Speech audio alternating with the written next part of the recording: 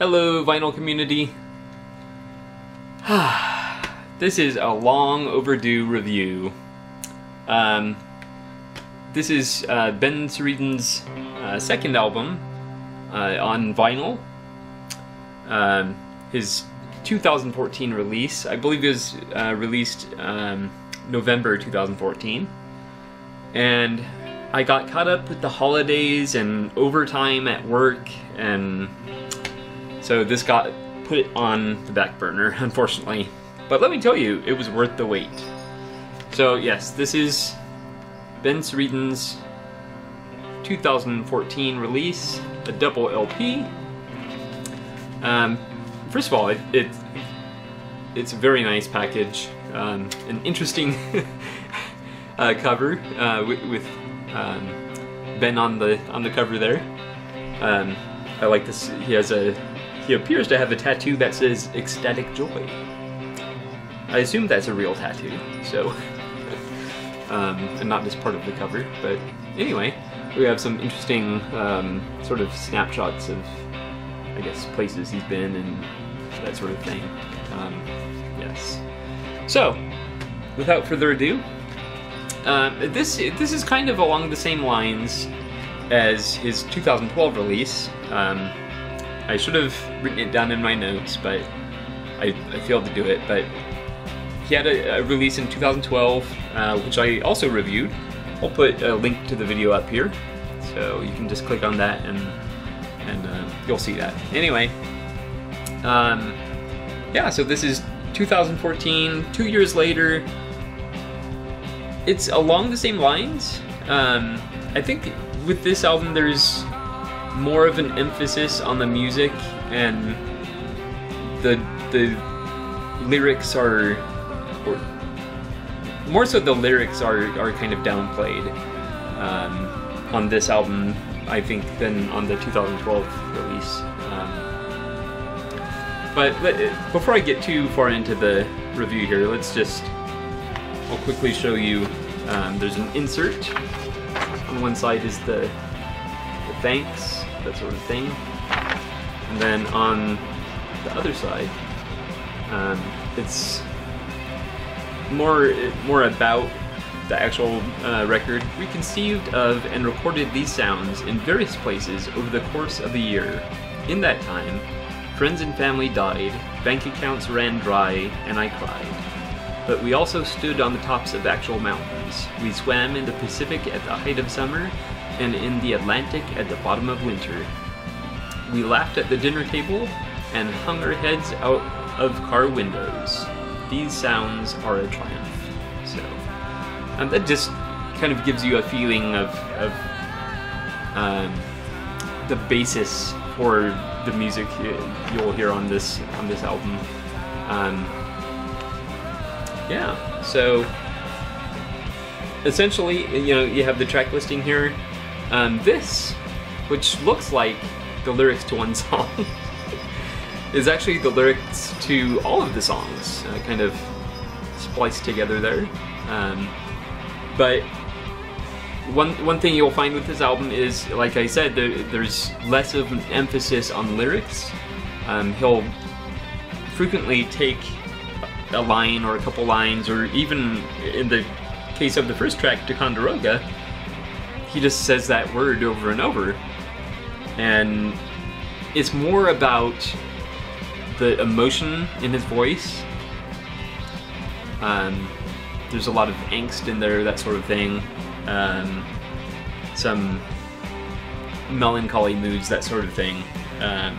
So it's more about the emotion rather than the words. But yeah, so there you have that, the insert. I'll quickly show you the records. I showed these in the unboxing. So this is the first record. Yes, there's an interesting blend of colors there. And I meant to ask Ben if there is meaning behind this. Pairing almost like a pea soup green with like a, I don't know if you can pick up the color properly on the camera, but it's kind of like a bubblegum pink. I suspect that side has more of the green and just a hint of the pink. So for this first record, I mean that's very there had to be some sort of thought behind that. His music is kind of torn between beauty and chaos. This next one makes it's a little more interesting. It's like a spill. So you have sort of almost like a clear frosted with just a hint of green, and then you have this this sort of yellowish spill. Very interesting. These were interesting choices of color, and I would love to hear Ben's reasoning on these particular colors. So 2014 double LP. So I'll just kind of go through the songs here. I actually wrote notes this time. The first review I failed to write notes, and I regretted it afterwards, but basically the first song it kind of opens with a drone, which I'm pretty sure wasn't something that he used on the 2012 release. I'm pretty sure he didn't, but that's right up my alley because I don't know if you know, but I do a little bit of music. It's, you know, basically ambient drone, experimental, that sort of thing. You can check out afterthestatic.com. But this is about Ben Seretan. So, by the way, his website is benseretan.com. So, I'll put the web address down here somewhere. Anyway, so the opening track is kind of drone, kind of chaotic, jangly, grungy. It has some similar feels, other than the drone, it has some similar feels to his 2012 release. Interesting to note on the first track is, and I believe it's what is creating the drone sound, is it's his grandmother's chord organ. So I'm pretty sure that's what's creating that drone. So that's interesting to note. The first side on the first record is just 2 songs. So the second one is actually my favorite on the album. So, and that is Light Leaks. Second track, Light Leaks. It's much more intimate and emotional. A little more emphasis on the lyrics. But that one, it just, his vocals on that, it's just so, it is really emotional, and it just kind of makes you feel kind of warm and fuzzy inside. Alright, onto the second side, featuring 3 tracks. The first one is Meadowlark, which is much more rockin' and more of a little bit more of a straight up song. Now, I wouldn't consider any of his music mainstream. It's definitely not mainstream. I kind of see his music as the overall feel is a lot like a jam band. It seems to have like almost improvisational aspects to it, especially in the chaotic periods. Yeah, so the third song, Meadowlark, just rockin', a good rockin' track. Next after that is Blues for Ian M. Coletti, and that one is kind of dreamy and emotional. Yeah. Then we have The Confused Sound of Blood in a Shining Person. And basically that song is him saying that, or singing that over and over. and the music kind of builds to a chaotic crescendo, and also along with that, it goes from just him singing that line to a chorus of people singing that line, which is kind of interesting. It almost turns it into like an anthem, and yet it's the confused sound of blood in a shining person. The track does feature erratic drums, so you don't really have like a steady rhythm. So it's very erratic and chaotic, and it does have those repeated vocals. Onto the second record, we have Two Black Wings, which is emotional and soaring, and it has kind of a jangly feel to it. A lot of the songs basically are drenched in effects, so that's kind of the feel you'll get. But anyway, yeah, so Two Black Wings, emotional, soaring, jangly.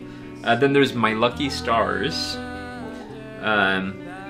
which features his grandma's old guitar, which he inherited from her, and that song is also dedicated to her too. So now this song, My Lucky Stars, it features a vocal style I don't think he used in his 2012 release. It's kind of a mix between a falsetto and a fast vibrato, and this song is also a more emotional song. So, but it's interesting to hear that new style of singing from him. One thing I've learned just over the course of these two albums from Ben Seretan is you never know what to expect. When you put that record on, you have no idea what to expect, and he just keeps surprising you with each song brings something different. So the next one is actually a cover song, and that is Swing Low. So basically it's just him repeating two lines of that song that we all know over and over. It's a rockin' version of that song, basically. He uses the falsetto and the fast vibrato, and then that song ends in a drone. So these first three sides out of four are considered the album. And then on side D, we have the bonus track, which is The Windmill Sings.